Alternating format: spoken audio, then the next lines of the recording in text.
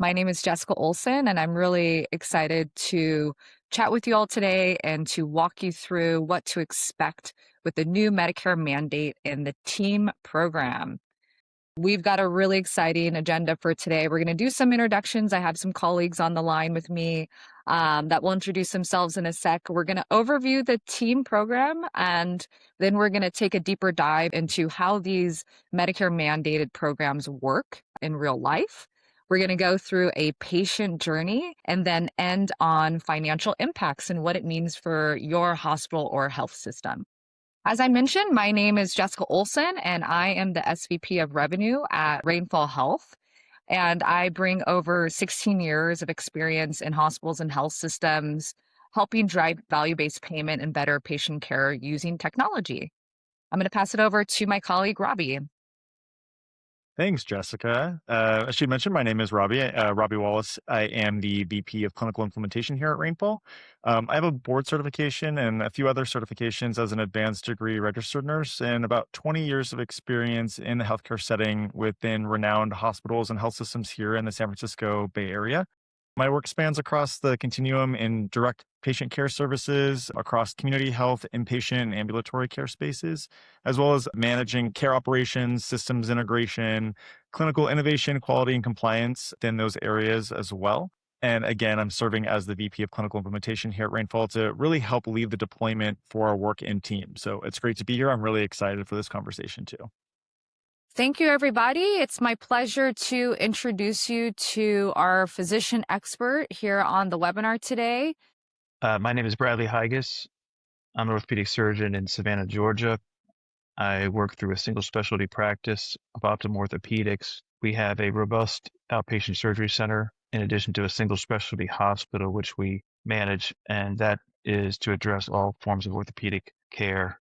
The interest in Rainfall began about 24 months ago, and I've been actively involved with the founder in a monthly discussion. And 18 months ago or so, the idea of team hit our radar, and it's been driving a lot of our conversations and interests since that time.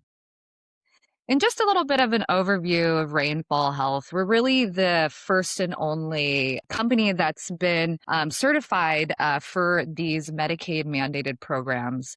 What Rainfall offers is an accountability and accessibility platform that's really powered by AI.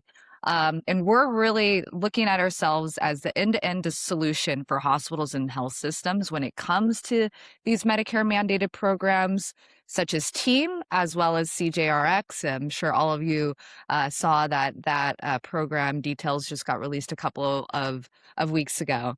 Now, when you work with Rainfall Health, really what you get is what we call the 3 Cs, which is compliance, case management, and care coordination. Now, compliance, we are really the signal through the noise when it comes to these Medicare mandated models, and we map to the actual steps that need to be taken to be compliant with these programs. On the care coordination and case management side of the house, we have a product-based solution, and we really augment your care coordination team so that these episodes are never left unattended.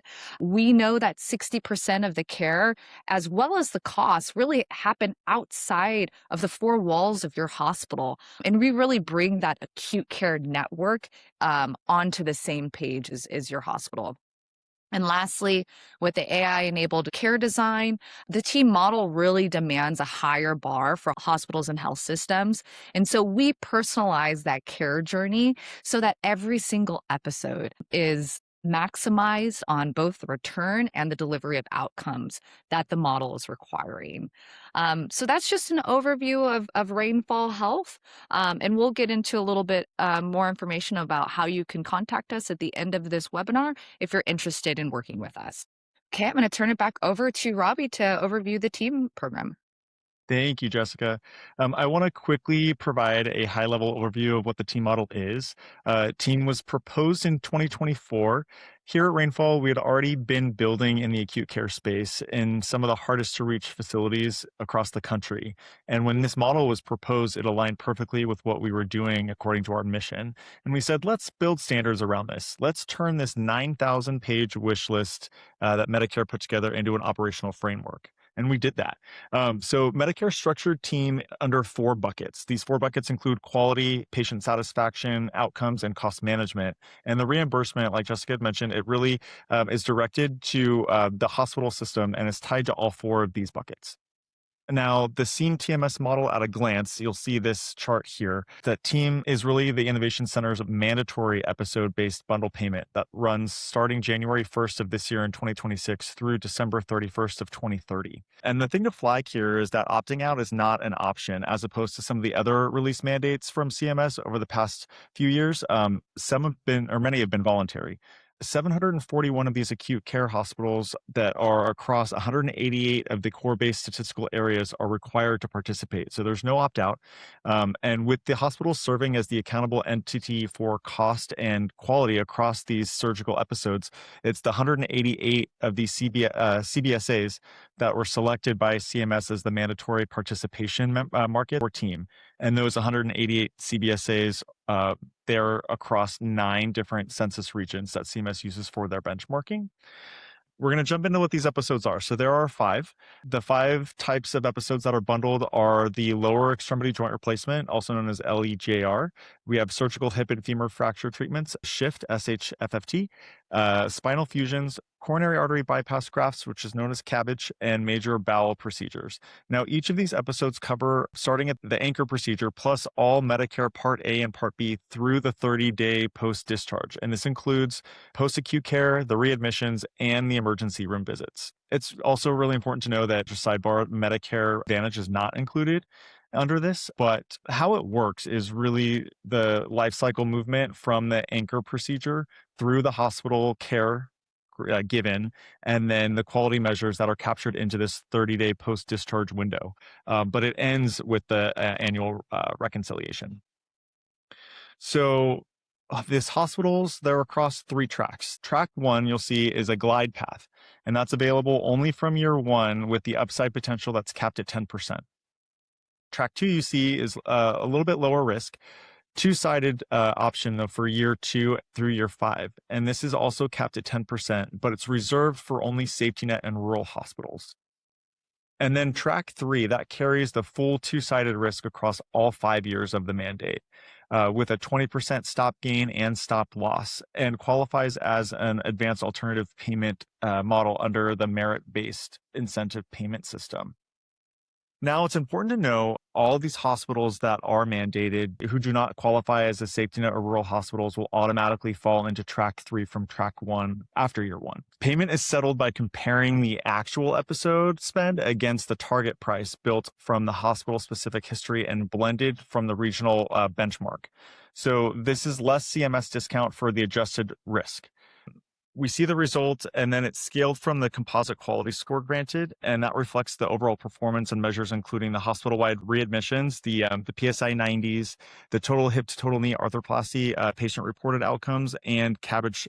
So 30-day mortality rates. These are all just to name a few of what's considered as criteria. We want to just also highlight that equity was originally taken into consideration with the design of this mandate. Social determinants of health, data collection, social risk adjustments, all these were taken into consideration because we know that specifically in rural areas, these contributing factors really play a role in the overall equity of health and health delivery. And this really supports a lot of the socioeconomics that are involved in health delivery. But for now, it was technically removed and will be reevaluated once the mandate becomes up for reevaluation after 2030. Getting back to the timeline and really the cadence of this, we just want to highlight that the performance years from year 1 in 2026 ranges across track 1, 2, and 3 through the 5th year of the mandate when the model it concludes and will go under reevaluation again. So we're really going to take a deeper look into what all of that previous slide really means and how we kind of bring it into direct care and into clinical practice. And we're going to use this case study example to show the impact. So here we have Randy, and Randy's undergoing care for comparison. We're going to do pre-team and post-team for this surgical procedure. Randy is the same 68-year-old male in both scenarios that you're seeing here. He is diagnosed with type 2 diabetes, is uncontrolled type 2 diabetes. He's an active smoker. Randy is anemic. He lives alone with stairs, and he's indicated for a right total hip replacement. And in both scenarios, the surgical procedure itself is identical. Now, under the pre-team episode, the fee-for-service model that we know, he gets a 6-week wait with some vague, let's get your sugars down, and he's cleared for procedure with a hemoglobin A1C that's still at 8. He has 3 days of inpatient stay following by the defaulted 14-day skilled nursing care placement. And then he is readmitted on this track at day 18, where he has a deep surgical infection that lands him with a PICC line. And he's in the hospital for 6 weeks of IV antibiotics. So according to this example here, this is a $42,000 ballpark to $55,000 episode. And the surgeon doesn't necessarily see him until day 42 on this track. So the hospital in this example is paid twice. Now, if we compare this under the post-team example, the episode accountable model, the same surgeon and care navigator puts Randy through a 76-day structured prehab program that drops his hemoglobin A1C from 8 down to 7.2. It gets him 5 weeks of tobacco-free education and cessation model. He's treated for his anemia and his undiagnosed sleep apnea and prepares his home prior to his surgery. He then goes to outpatient surgery, gets home the same evening from his surgical procedure, and he's monitored continuously with navigator calls throughout his care. He has wound follow-ups with wound photos from a certified wound nurse. He undergoes home health access, and he gets a day 14 telehealth surgeon visit and reaches day 42 walking his daughter's dog with no readmissions. Now, his PROMs are above expected in this example. Ballpark range figure for this procedure, this track, is $22,000 to $28,000 on this episode. So that makes the hospital eligible for a reconciliation payment.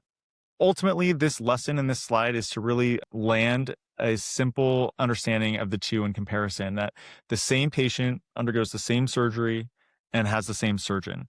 Ultimately, the outcome and the costs were owned by the 90 days before surgery and the 30 days after. Not only were the procedures exactly the same, and where really the team model is forcing the focus here is the reward, that different medicine can be practiced, different timelines are intending for more efficient outcomes and more cost-effective ways in delivering quality care so that we can promote patient quality outcomes and ultimately reduce the overall risk.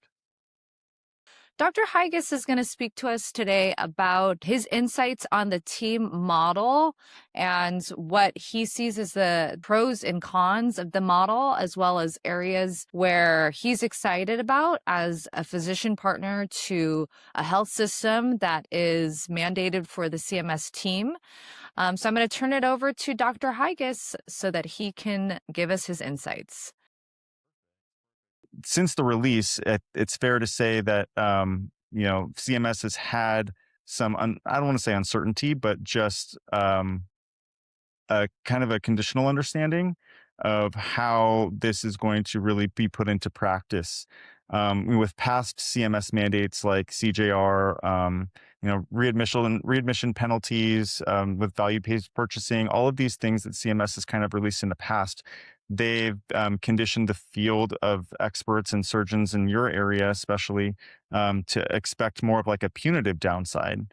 And maybe that connotation is skewed in a sense. So what specifically about Team's two-sided risk structure, with the upside and downside, the 10% in episode spend, how does that really drive the current landscape and nervousness amongst physicians, would you say?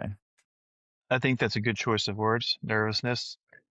Physicians generally don't look forward to CMS changes as an opportunity to receive better reimbursement. And because this is obviously a collaborative effort between the physician and the facilities, typically the facilities tend to drive the pattern of care and the changes that will be implemented. And we have some competing interests now in the current reimbursement landscape. as physicians, we live in the CPT world, and as hospitals, they live in a DRG world. And they're, prior to this change, essentially compensated differently. And this is a pathway towards uniting those two and working on a collaborative effort between the physician provider and the facility. I think our experience with BPCI and other initiatives has not been favorable. And there's a tendency, I believe, in physician groups to consider the two in similarity, but the team mandate is, I think, structurally quite different. And the more we're able to understand this as physicians, the better we're able to collaborate with our hospitals to optimize care for the patients, to drive the efficiency of the model. Yeah, I agree. I think that would, having a fulfilled collaboration amongst physician groups and hospital systems, hospital sites, I think is the pinnacle, right? That's the goal, and that's what we're trying to accomplish with the success of this program and really driving that home. Do you feel like they're just, taking what you've already said in this in your response here, do you think any other ways that we can try to build that collaborative model or that exchange between the two groups to, I guess, drive more aim into quality delivery in care? Sure. I believe that physicians that are employed physicians through a hospital system will probably seek more of a understanding with the hospital, but as a em- employed physician, you don't have the ability to dictate any of the terms. Whereas a collaborating physician who's on staff at these mandated hospitals will have to take an active role in determining the whole process of Mm-hmm. how these episodes of care evolve. And I Sure. think probably fundamentally the question is, who really controls that episode? Is it the physician? Yeah. Is it the hospitalist? Is it the case manager?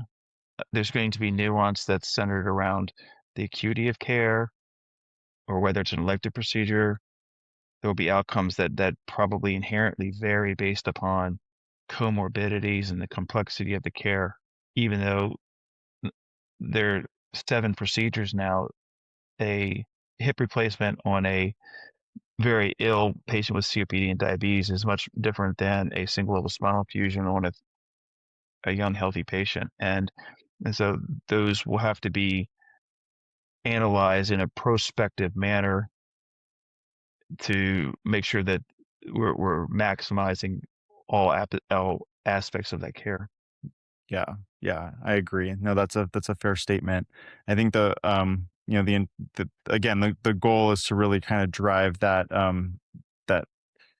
full-fledged Collaborative. collaborative approach, yeah, between both sides. And so I think that that's really a way to target that. CMS has also framed TEAM as a step toward universal accountable care by 2030. That's the goal. How should hospitals and physicians interpret this as a one-time compliance burden or as more of a new operating environment that they would need to build a long-term strategy around? I imagine that this is truly that paradigm shift that we've all been waiting for, as the cost of healthcare in general and Medicare's budget keeps on going up year over year with very little to show for in terms of outcomes based results. I think that this is the new frontier for how we're going to be asked to deliver care. I think that Hmm. it's going to be much more collaborative. I think Hmm. that the previous regime of a physician as a surgeon dictating how he's going to care for a patient and then leave the rest of the risk at the hospital levels is not going to be sustainable in the future. So, and again, the good example would be a hip fracture that as a patient comes in and requires treatment of a hip fracture, there's going to be a consideration of all aspects of that patient's care, not just for the acute care phase for the first 24 to 72 hours, but for the next 30 days. Hmm. And making sure that all the medical aspects of that patient's care and how they're connected back into their community and a careful consideration of the physiologic changes that go along with that episode of care and the changes in medicines and the changes in that patient's family structure and how they will be able to care or not care for them in a thoughtful, proactive way of looking at all those different, very important functions of that patient's outcome have will be considered in a proactive manner now. Yeah, yeah. Your use case, your example is a strong one. And even in that, with you're talking about hip fractures and start of surgery with being day zero, the hip fracture is a great example because sometimes, it may not be as emergent, more elective, and or hip replacement. But some procedures in these DRG codes or these episodes can initiate much earlier than day zero. So it's even more of a reason why, getting patients access to, earlier education. There's evidence to show that, these outcomes are much more attainable the earlier on that we're able to prepare not just, the patient, but their family. Like you did hit on a lot of things in terms of, achieving overall quality outcome and all the steps that it could take to make sure that we're meeting those. So it was a great use Yeah, case, great a example. well-informed patient and a well-informed family makes the best case scenario for success in all of these procedures. Absolutely, absolutely. For decades too, the I feel like, and correct me if I'm wrong, the surgical mindset is really ended at the OR door, or maybe at least just the post-op visit. What does that actually look like, day to day for a surgeon, to fully follow the patient through from surgery date through the skilled nursing or home health setting, and then potentially back to the readmission window? What does that look like for you? Yes, I believe most surgeons think that a well done surgery is a good starting point and takes care of most of the downstream problems.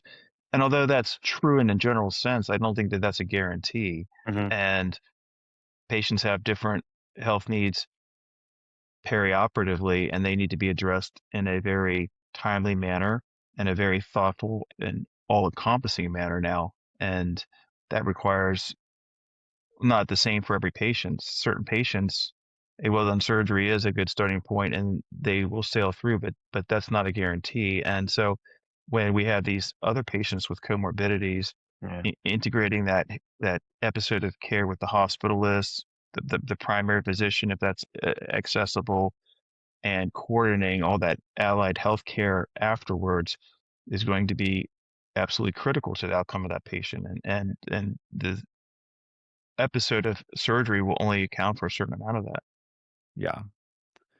That's no, that's true. We want to make sure in these certain situations too that patients have, again, leaning back into that education piece, the understanding of what to do in the event that in their recovery phase, that they're advocates for their own treatment, their own recovery, knowing about signs and symptoms of infections, when to get back in to be seen.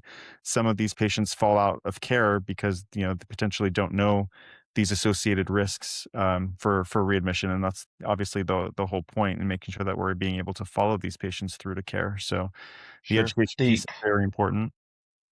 The initial episode of care, although it's costly, is relatively small in comparison to the cost of the complications that originate from that initial surgical episode. And so Absolutely. to the extent that we're able to proactively mitigate those complications and at least lessen them, if not completely remove them, Mhm. that's tremendously beneficial. Absolutely. I mean, yeah, the goal is to ensure that the patient has, achieved quality outcomes in their procedure. And for surgeons who say, I already deliver excellent care, what is the team, mandate? What is that initiative going to do to, make me change? What's the purpose? I would ask you kind of what's your honest answer about, giving strong clinicians, uh, I guess, purview to these blind spots within that 30-day episode.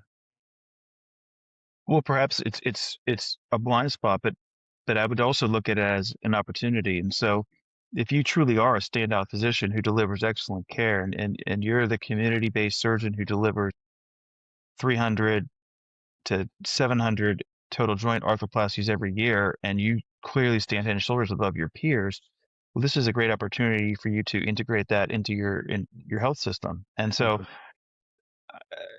I would challenge people that feel like this is punitive in some way. This is a tremendous opportunity to raise the level of care entirely within your community. Sure.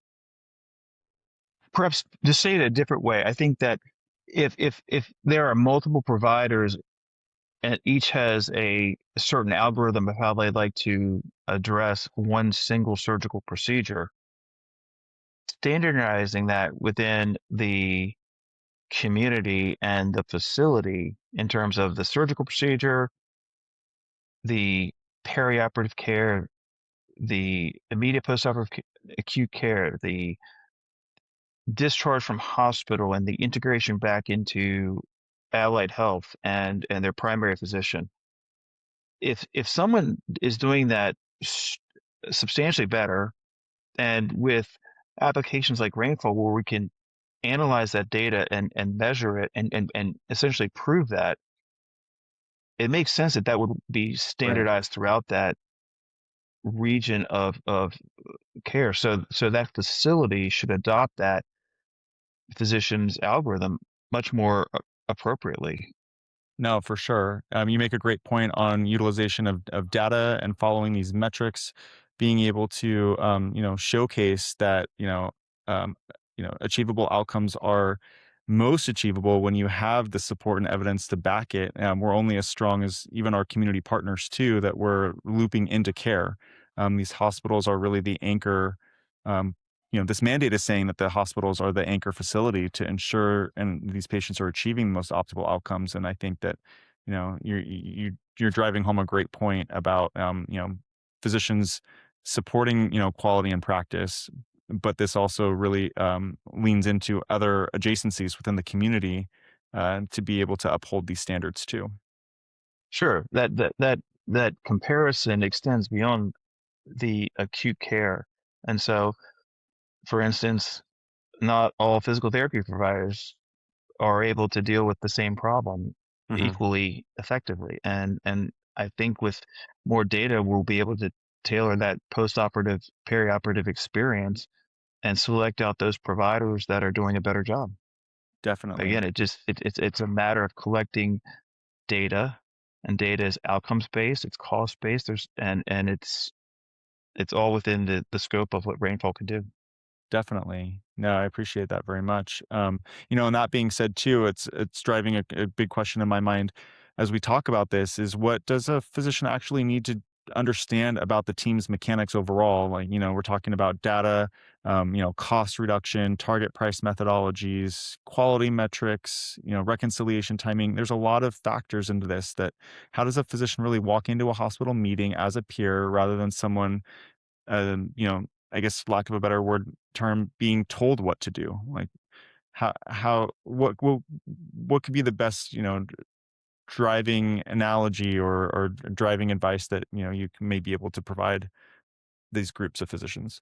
Well, I think with all these initiatives, the more informed as a physician, the better you are enabled to dictate some of the terms of how you will deliver care within that organization.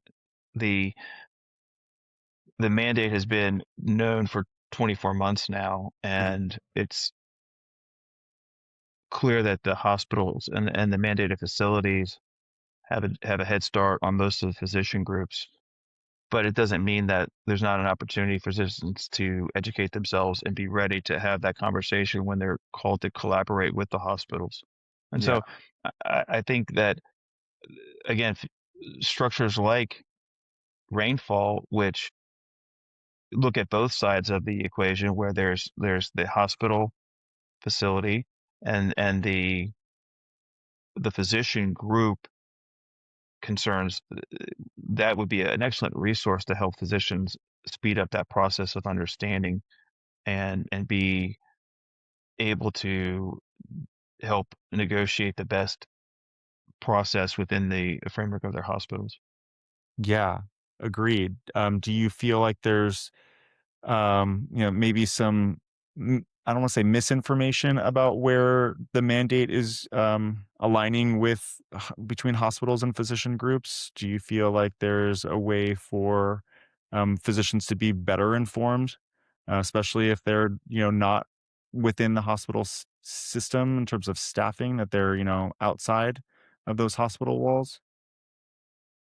Yeah, I think the obvious immediate collaboration will be between employed physicians and their respective hospitals. And so my role in my community is as a participating provider, not as an employed physician. So Mhm.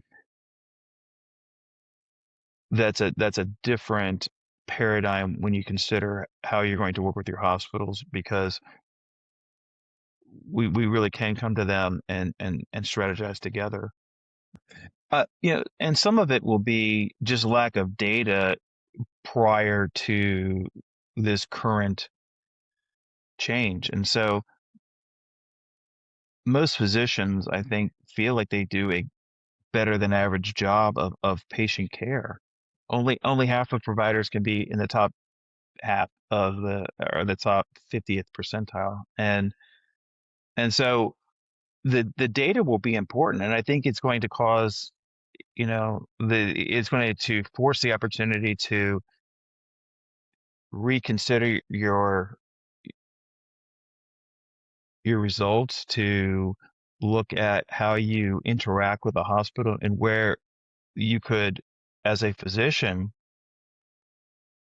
change and take advantage of some of the additional resources within that facility. Sure, sure. Every physician thinks they're a great physician and a great surgeon, and just we know that that's not the case, but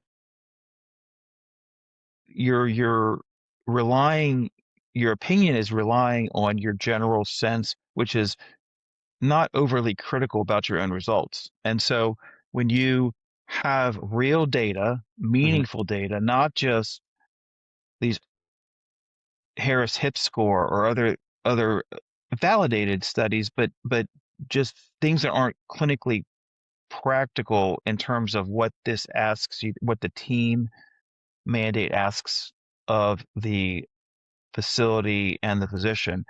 This data is going to be hard to collect, and it's going to matter in terms of both the immediate results of how those providers and facilities are reimbursed, but also how you're going to adjust and tailor your care moving forward Mhm. to make sure that you are optimizing for patient outcomes.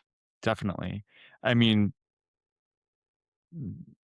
Rainfall's goal, I feel like, is, well, not our goal. The fact that we're actually being able to utilize these data points in real time versus retrospectively, like what's been done in the past, is going to also kind of be that bridge or guidance point to ensure that the utilization of that data is meaningful. We're going to be able to bring that back to our, anchored institutions to be able to say, hey, look at these performance measures. This is what's been happening. This is what you've been doing versus this is, what your comparison data was from 2024, 2025.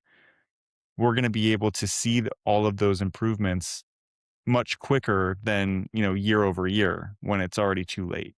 Sure. So And I and think that the that's a benefit. and the default has always been, well, busy surgeon must be getting better results.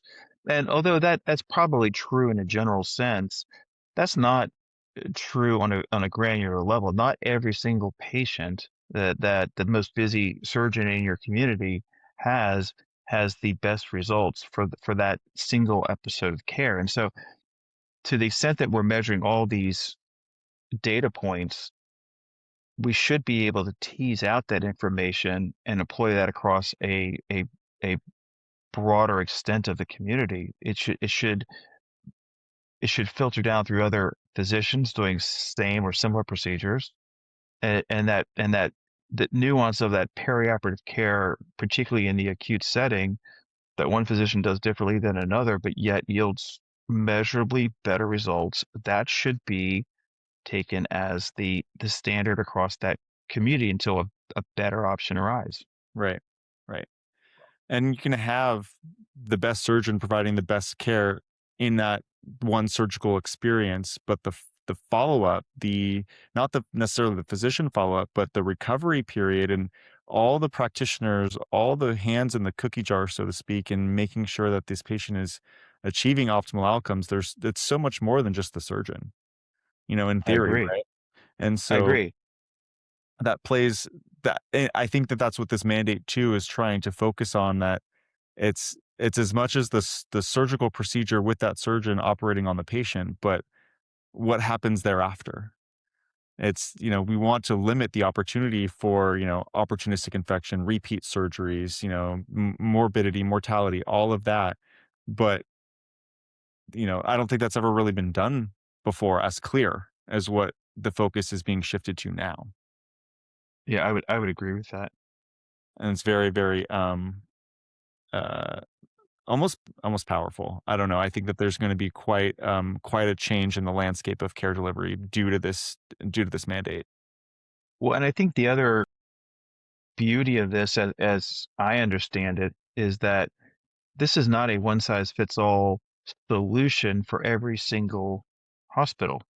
And it depends on other factors. It depends on the community, both the immediate community and the referral community for some of these larger facilities, Mhm. and where those patients are returning to and how you integrate back into that local community. And so the way a hospital perhaps in Los Angeles seeks to solve this problem is going to be different than some hospital in rural Oklahoma, which is going to be different than a hospital in Michigan with, different weather patterns. And yeah, everything seems to,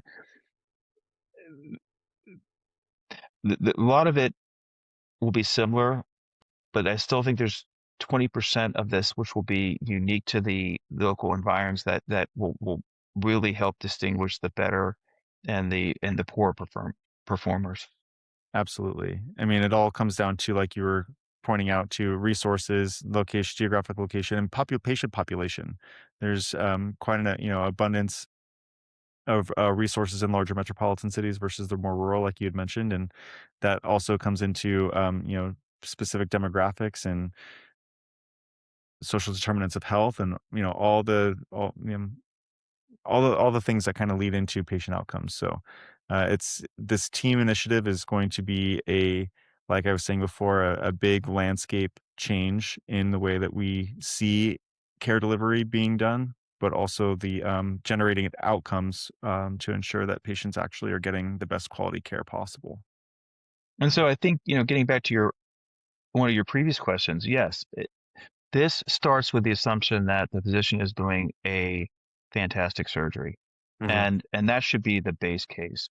And then the next question is, how good is that physician at addressing those other secondary problems? And the answer for most people is not very good. So that's where you need to rely on your hospitalists Yeah. and on your allied health providers and your case managers to make sure that you understand what the nuance of that patient's post-acute care problems will be and how you're going to mitigate that. And each patient will serve as an individual case, and having a dashboard that is showing you all that information in real time is going to be critical. Yes. Yes. 100%. This is just one episode that we're showcasing as part of our webinar series with specialists like yourselves. And I think the goal of this series is to kind of continue on with this pattern and showcasing all of the different aspects to delivering quality care, and what evidence can support, and how the metrics are going to be visible, utilized in terms of being able to see that, this mandate or this initiative is going to be extremely valuable across all different facets in care delivery, whether it's starting with the surgeon, it's like you're hitting on allied health professionals, all of the adjacent service lines within the hospital system. Everybody's got a part to play in making sure that this patient is achieving the most optimal outcome possible. And there's even strategy within the different specialties. So I, as a spine surgeon, have a much different practice doing elective spinal surgery versus my partners who are doing arthroplasty. And that's clearly different than the cardiac surgeon who's doing a cabbage. And yet we're all sort of playing in the same environment where we have to figure out how to solve this problem with our facilities. And Right. it's not a one size fits all, but the ability to mine this data and really figure out who is providing exemplary care and how are they doing it, and where is the value add in terms of the perioperative experience, it will be critical. And Absolutely. and the great thing is we'll be able to measure it and move forward and continue to perfect the model. Definitely, definitely. Well, this has been a very valuable, fruitful conversation. We really appreciate you taking the time out of your schedule to meet with us and continue these conversations. We look forward to showcasing more in our webinar series, and just want to say thank you very much for all you've done, and really appreciate your time. Wait, thank you. I appreciate the opportunity. All right, perfect. Thank you so much, Robbie. And I loved that example of the real world experience of the patient. It really gets into the intent of this program and how it can really show up, not only for the hospitals and health systems, but at the end of the day, it is all about the patient and their well being. So, we talked a little bit about the incentive payments as well as the penalties that are on the line with this Medicare TEAM program in the beginning of the session. And we really wanted to just kind of hit that home a little bit for you all that are watching the session today. And we put together some examples of real world health systems and their potential payment impact under this TEAM model. Now, what you're looking at here on the screen is an actual example of a health system in California and their Medicare payments and actual reimbursements from 2024. We extrapolated those numbers under the TEAM model, given the potential of a 20% upside in track 3. What we saw in our analysis is that this health system has the potential for $73.4 million of new revenue for the CMS TEAM model in their existing service lines. This means that this system, which has 2 eligible facilities under CMS TEAM, could potentially receive an incentive payment of $16 million per year. The other side of the coin, if they do not perform towards the standards and quality measures of the TEAM program, they do also have up to a $8 million penalty annually under the TEAM model. So obviously, these are big numbers for hospitals and health systems.